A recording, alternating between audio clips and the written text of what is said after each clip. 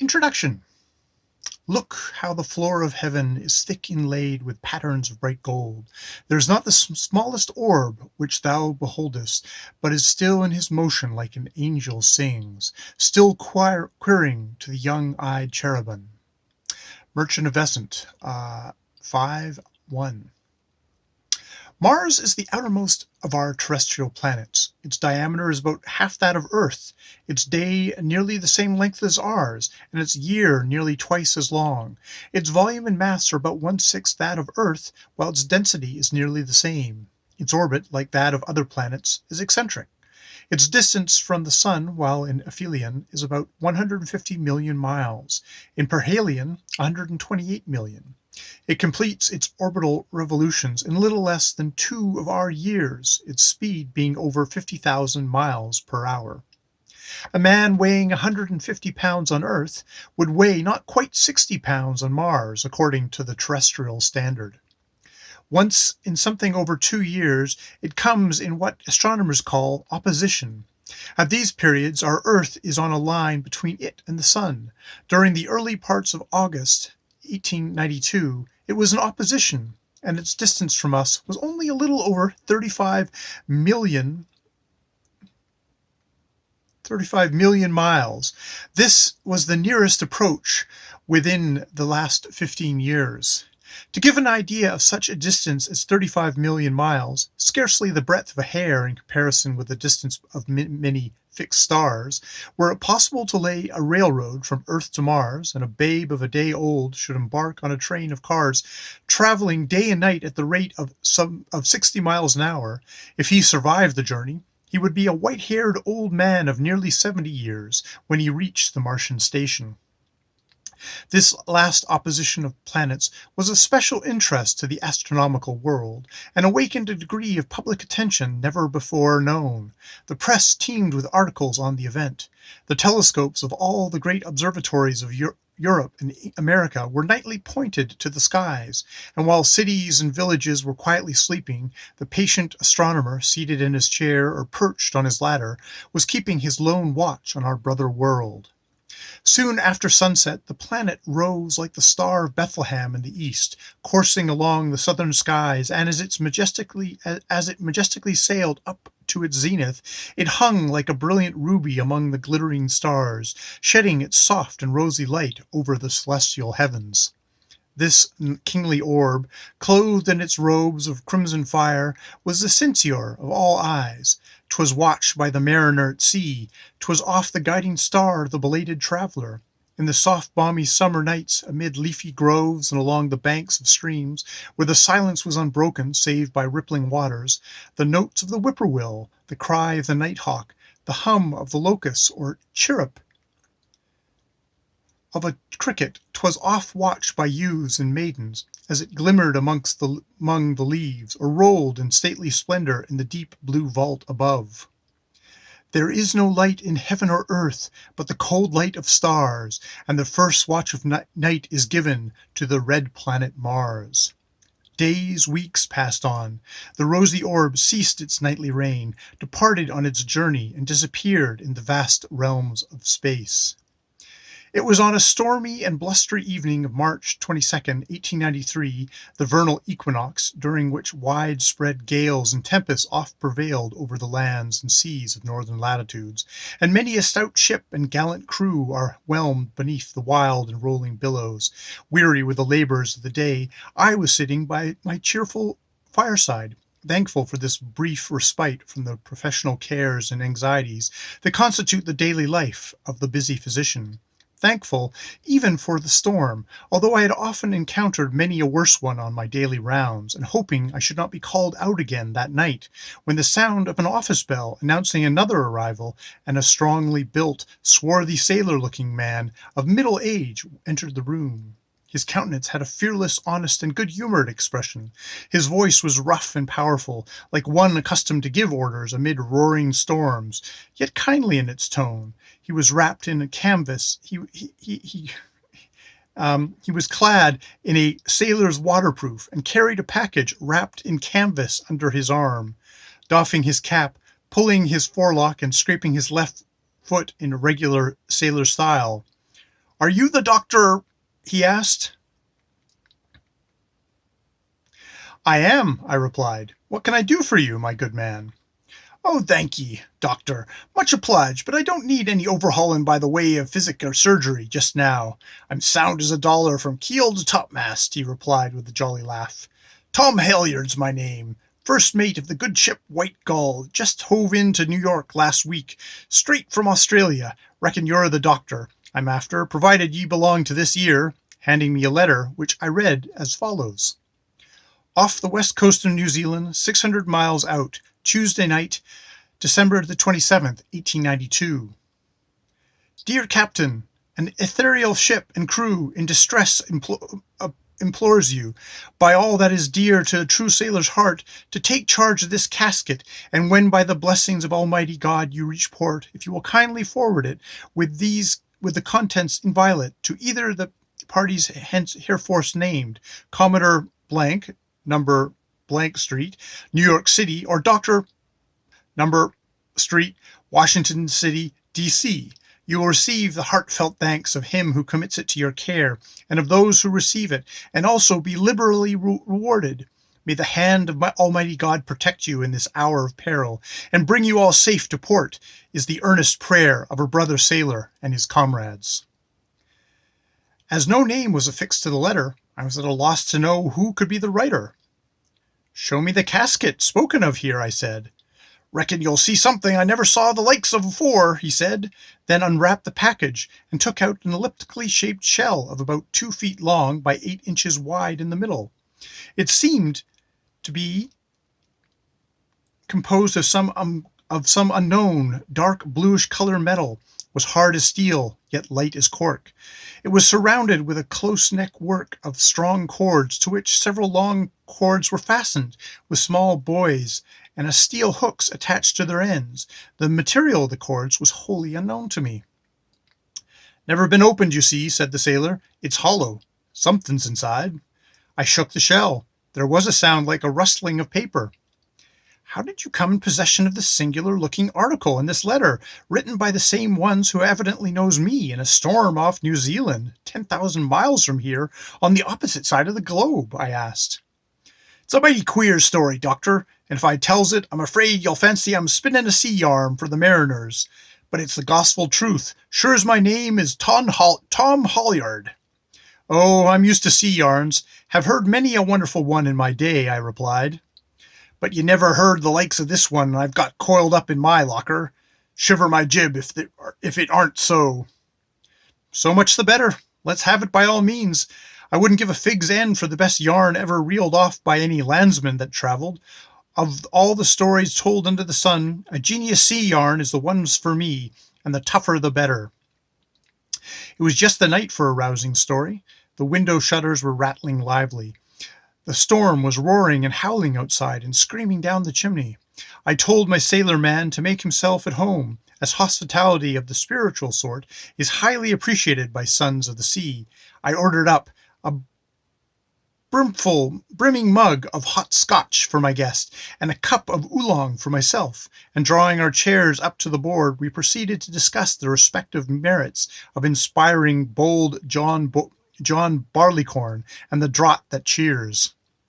"Take a cigar, Tom," I said, passing a box of fragrant Cubanos. "Thank ye, doctor, but if it's all the same to ye, I prefer a whiff of me old pipe," drawing out a rich chocolate-colored Märchenkamp, its bowl carved in the form of a South Sea mermaid, combing her seaweed locks and contemplating her beauteous physiognomy in her hand-glass, and the fumes of Lone Jack and Flor de Fuma gracefully mingling, ascending to the ceiling. "Pretty rough night," I said. "Pooh! Nothing but a fizzle. These are 'ere land storms aren't no account. Bless your heart, doctor, you ought to be out in some of the rousters we have at sea. Reckon you'd open your peepers the night I saw that casket. Blast my eyes if I didn't think all hell had broke loose." "Just the right sort of night to uncoil a tip-top yarn," I said. "Go ahead, Tom, reel away." "All right, doctor. You're just the sort of chap I likes to overhaul in lee shore, and all's quiet, so I'll reel off. Here goes. As I were saying, I'm Tom Halyard, first mate of the good ship White Gull, a tip-top sailor, are she. weathered many a rousing blow off the Cape Horn, Caribbean Sea, and Hatteras, in the iron, hide, and wood traffic, twixt New York and Australia. Took in a cargo full at Melbourne 2 days afore Christmas last, put out from harbour, made good seaway for a while, then ran smack into a terrible gale from the sou'west off Van Diemen's Land. Tried to keep course around New Zealand, but weren't no use. Had to clew up and scud before it. Was drove off New South Wales, and on the night of the 27th, Lord bless you, how it did blow. 'Twas black as pitch. Couldn't see an inch beyond the jib boom, lashed the steersman to the wheel and some of the deckhands to the railing. Captain Goodman were sick in his cot, shoulder broke by a falling spar. Poor Jack Peterson went off the foretop to watch ahead for bergs, lost his ballast and was pitched overboard straight to Davy Jones' locker. I climbed up and took his place.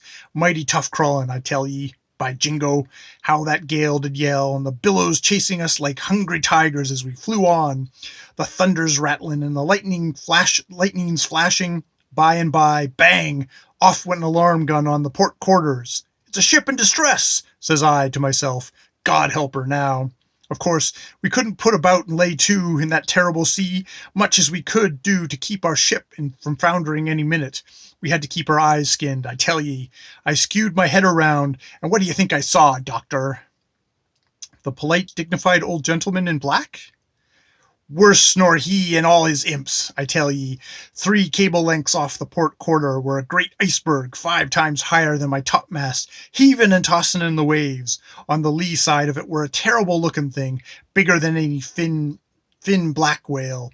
It had a long, sharp nose like a pike, 2 shiny green eyes, big as cartwheels, and 3 big wings like an eagle's on each side, and it shone all over like silver.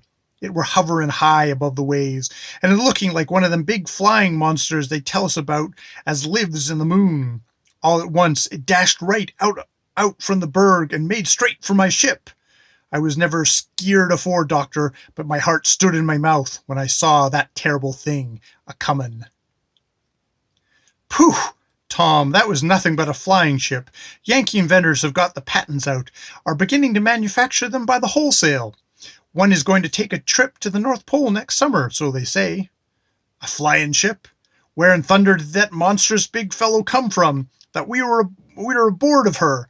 Shiver my timbers, but he were never born on this 'ere earth. He looked like one of them giants they tell about as lived afore the flood. I saw him plain enough by the lightning flashes as he stood alone on deck, holding on to the great iron chain, while she was reeling and plunging in the storm. He were over 10 foot tall, and looked big and strong enough to fling an elephant over his shoulder.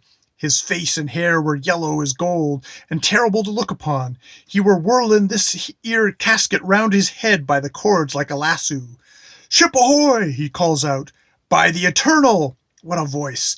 It were like a thunderclap, and made the spars and riggins rattle.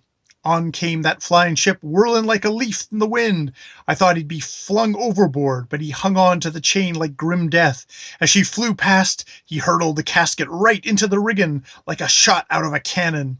It caught by the hooks and held fast. Then he calls out again in pretty good English, "Hello there! Foretop man, take good care of that. Goodbye, shipmate. May Almighty God bring us safe to port."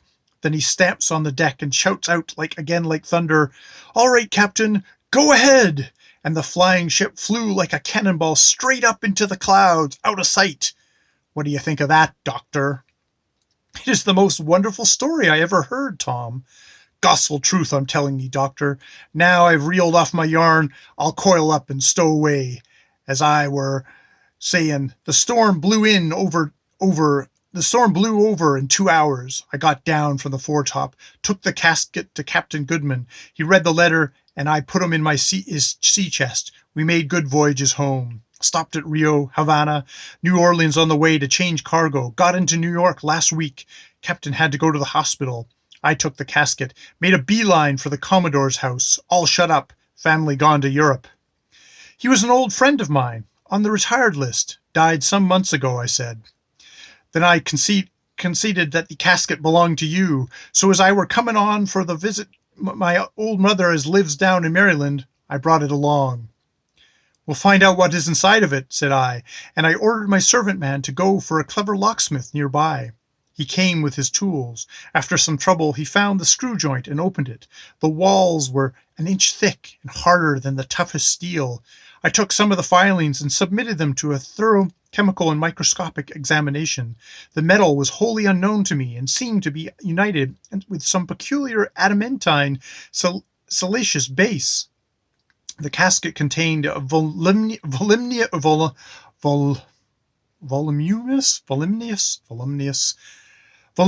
journal written in clear, fine hand, with many notes in shorthand, a few letters addressed to friends, one to the late Commodore and one to myself, as follows. Off west coast of New Zealand, Tuesday, December the 27th, 1892. Dear Doctor, you have known me ever since my childhood, and were the old and valued friend of my honored father.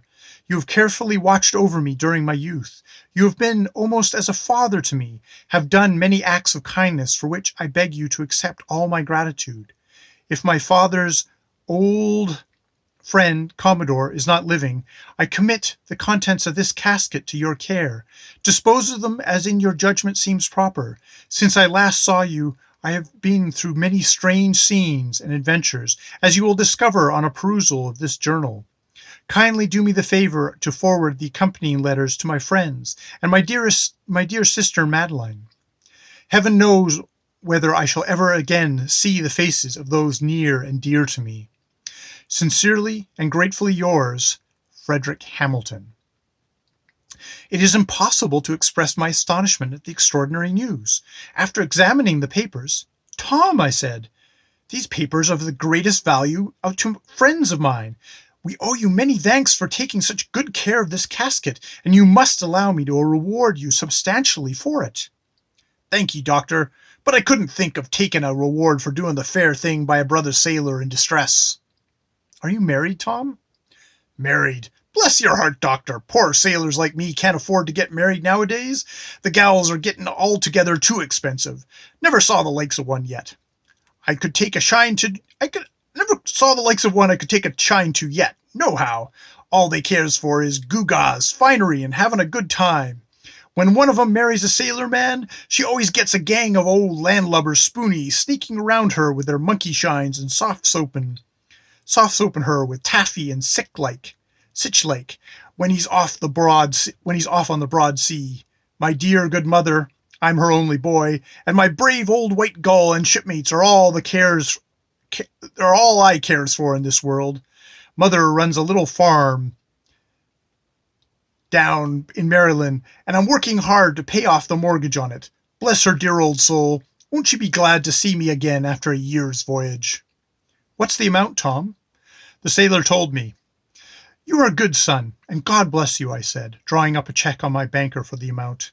You must accept this for your mother, with my compliments and kind regards to her. After a considerable hesitation, Tom accepted the check with many thanks. He was my guest for the night, and during the long, stormy evenings related many interesting scenes and events connected with his numerous voyages, and the next morning took his departure. A short explanation of the papers in the casket is necessary. I had known Lieutenant Frederick Hamilton since boyhood. He was an officer in the U.S. Navy. His father was Colonel William Hamilton, one of my oldest and most valued friends, an officer in the Army and served with high honor during the late war. He died in 1876, leaving two children, Frederick, a boy of 10, and little Madeline, a child of nearly 2 years, over whom Commodore had been appointed guardian. Madeline was now a young girl of 18, was pursuing her studies at the convent of Notre Dame in Paris. She was distinguished for her great personal beauty and loveliness of character. Frederick, after several years of study and travel abroad, graduated with high honors at the Naval Academy. He was one of the most splendid, educated young men I had ever known. Brilliant intellectual accomplishments, magnificent physique, handsome as Apollo, of noble bearing, elegant manners, and what was far better, he was the soul of honor, and his character without a blemish. His mother, who died early, was a remarkably brilliant and beautiful woman from one of our oldest and best-blooded Creole families of Huguenot descent in New Orleans. Captain William Anderson was Frederick's great uncle on the maternal side. He was a bold and skillful sailor, and had followed the sea all his life, and when a young man was attached to the crew of the renowned French navigator Baron Dumont d'Urville in the ship Astrolabe during the Antarctic Polar Expedition of 1840, in which year the British expedition under Sir James Ross and the American under Captain Wilkes were also engaged in their explorations in the wild and inhospitable regions. Captain Anderson was a man of extraordinary courage and enterprise. In 1890, he planned an expedition to the South Pole, which his wealth and the facilities under his command enabled him to organize in the most thorough manner. A strong and swift rigged screw steamer of 700 tons burden and 500 horsepower was built under his personal supervision at the shipyards. She was thoroughly adapted in every detail to encounter the perils of a long polar voyage. Her bows were encased with heavy steel sheathing for protection against the impact of ice. She was manned with a crew of 30 seamen, officers, engineers, etc., trained and experienced men, also scientists, provided with a complete outfit of apparatus. Lieutenant Hamilton, at the earnest solicitations of Captain Anderson, joined the expedition, having obtained a furlough. The vessel was christened the Albatross. Early in the fall of 1891, she sailed from New York to Australia, took in fresh supplies at Melbourne, and on the morning of November the 10th, set out on her voyage to the South Pole.